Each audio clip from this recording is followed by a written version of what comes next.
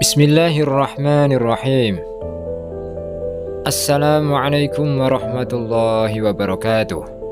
Sahabat Abdurrahman Fatir Mubarak yang dirahmati oleh Allah Subhanahu wa Ta'ala.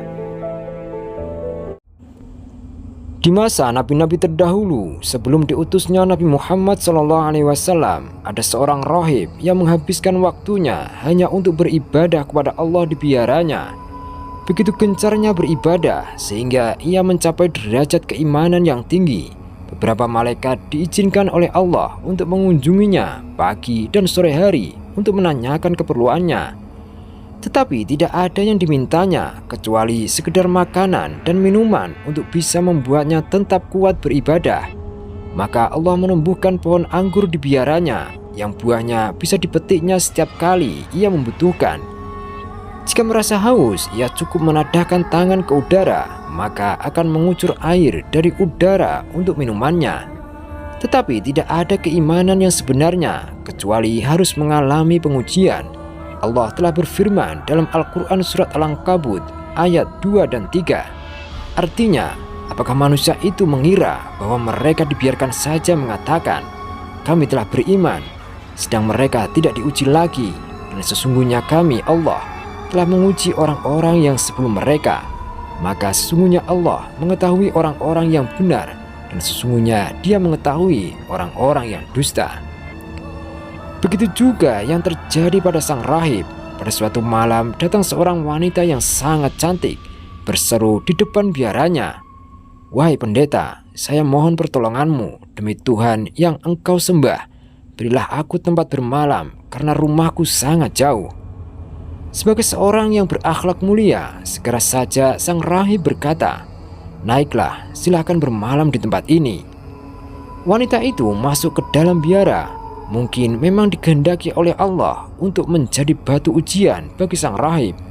Tiba-tiba ia merasakan cinta dan suka kepada sang rahib yang tampak sangat sederhana, tapi menenangkan itu. Perasaan gairah yang menggelora seakan tidak tertahankan. Untuk menarik perhatian dan membangkitkan nafsu sang rahib, wanita itu melepaskan semua pakaiannya, kemudian berlenggak-lenggok di depannya. Sang rahib segera menutup matanya dengan kedua tangannya dan berkata, "Kenakanlah kembali pakaianmu, janganlah telanjang." Wanita itu berkata, "Saya sangat ingin bersenang-senang denganmu malam ini." Bagaimanapun juga, sang rahib itu masih lelaki yang normal. Nafsunya terbangkitkan ketika sepintas melihat keindahan tubuh dan mendengar keinginan wanita itu. Karena itu terjadi perdebatan di dalam dirinya antara akal sehat yakni kalbunya dan nafsunya. Dan dengan kehendak Allah, wanita itu bisa mendengarkan perdebatan tersebut. Akal sehatnya berkata, "Bertakwalah kepada Allah." Sang nafsu berkata, "Ini kesempatan emas, kapan lagi engkau bisa bersenang-senang dengan seorang wanita secantik ini?"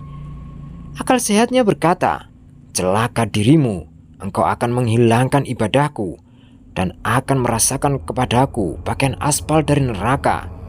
Aku khawatirkan atasmu siksaan api neraka yang takkan pernah padam, siksaan yang tidak pernah terhenti. Bahkan lebih berat dari semua itu, aku sangat takut akan kemurkaan Allah dan kehilangan keridoannya." Tetapi sang nafsu terus saja merayunya untuk melayani keinginan sang wanita cantik itu. Ia terus merengek-rengek seperti anak kecil yang minta dibelikan es oleh ibunya. Akal sehatnya hampir tak mampu lagi mencegah rengekan sang nafsu itu. Maka sang rahib, yakni akal sehatnya, berkata kepada nafsunya, "Kini engkau semakin kuat saja. Baiklah kalau begitu, aku akan mencoba dirimu dengan api yang kecil ini. Jika engkau memang kuat menahannya, aku akan memenuhi keinginanmu, memuaskan dirimu dengan wanita cantik ini." Lalu sang rahib mengisikan minyak pada lampunya dan membesarkan nyalanya. Sementara itu, sang wanita cantik yang bisa mengikuti percakapan dalam diri sang rahib tampak was-was dan khawatir. Benar saja yang dikhawatirkan, sang rahib memasukkan jari-jari tangannya ke dalam api. Pertama, ibu jarinya terbakar, kemudian telunjuk, menyusul kemudian jari jemarinya yang lain. Melihat pemandangan yang mengerikan itu, sang wanita tak kuat menahan perasaannya antara tidak tega dan mungkin ketakutan akan siksa neraka sebagaimana digambarkan oleh akal sehat sang rahib.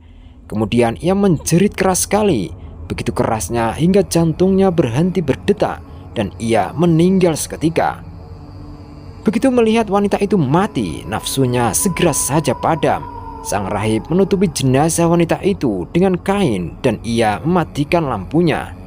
Tanpa memperdulikan tangannya yang sakit akibat terbakar, sang rahib meneruskan sholat dan ibadahnya. Keesokan harinya, iblis yang menjelma menjadi salah seorang penduduk kampung itu menyebarkan berita kalau sang rahib telah berzina dan membunuh wanita yang dizinainya. Kabar itu sampai ke telinga sang raja yang segera saja mendatangi sang rahib beserta pengawal dan bala tentaranya. Sampai di biara, sang raja berkata, "Wahai rahib, di manakah Fulanah binti Fulanah, yakni wanita cantik itu?" Rahib berkata, "Ia ada di dalam biara." Raja berkata, "Suruhlah ia keluar." Rahib berkata, "Ia telah mati." Raja berkata dengan murka, "Biadab sekali engkau ini, tidak cukup engkau menzinainya, bahkan engkau membunuhnya setelah itu." Maka raja memerintahkan pengawalnya untuk menangkap dan mengikat sang rahib tanpa mau mendengarkan alasan dan penjelasannya lebih lanjut. Mungkin fitnah yang disebarkan oleh iblis yang merupa sebagai penduduk kampung itu begitu hebatnya, sehingga sang raja tidak lagi mau mendengar penjelasan peristiwa itu dari sisi sang rahib. Mereka kemudian membawanya ke alun-alun di mana hukuman biasa dilaksanakan. Jenazah wanita itu dibawa serta seolah-olah sebagai saksi atas kejahatan yang dilakukan kepadanya. Dengan kaki, tangan, dan leher terikat, sang Al-Qujo meletakkan gergaji di atas kepalanya. Ketika gergaji mulai membelah batok kepalanya, sang rahib sempat mengeluh pelan.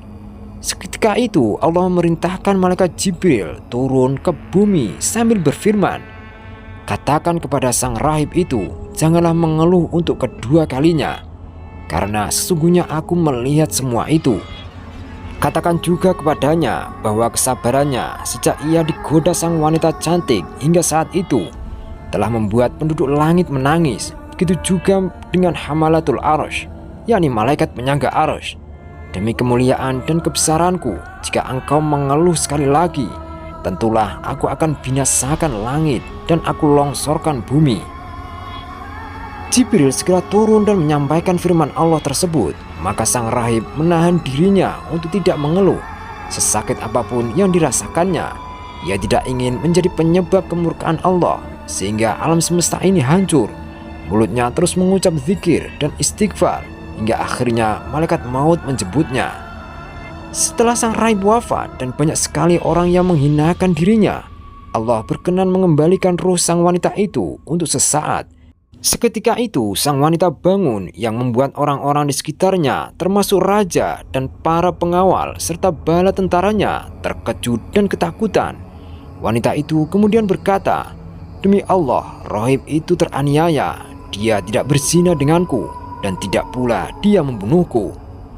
Kemudian wanita itu menceritakan secara lengkap peristiwa yang dialaminya dan ia menutup perkataannya dengan kalimat, "Kalau kalian tidak percaya, periksalah tangannya yang dalam keadaan terbakar." Setelah itu sang wanita meninggal lagi. Mereka segera memeriksa tangan sang rahib dan benar seperti yang dikatakan wanita tersebut. Mereka menyesal telah bersikap gegabah. Sang raja berkata, "Andaikan kami mengetahui yang sebenarnya, tentulah kami tidak akan menggergaji engkau." Mereka segera merawat dua jenazah tersebut dan menguburkannya dalam satu lubang. Setelah tanah mulai menutupi jenazah keduanya, tercium bau harum kasturi keluar dari lubang kubur tersebut. Kemudian terdengar hatif, yakni suara tanpa wujud. Allah telah menegakkan mizan, yakni timbangan, dan mempersaksikan kepada para malaikatnya, "Aku bersaksikan kepada kalian semuanya bahwa aku telah mengawinkan mereka dan juga mengawinkan rahib itu dengan 50 bidadari di surga Firdaus. Demikian itulah balasan bagi orang-orang yang selalu waspada dan bersabar di jalanku." Wallahu a'lam bishawab. Semoga bermanfaat. Amin.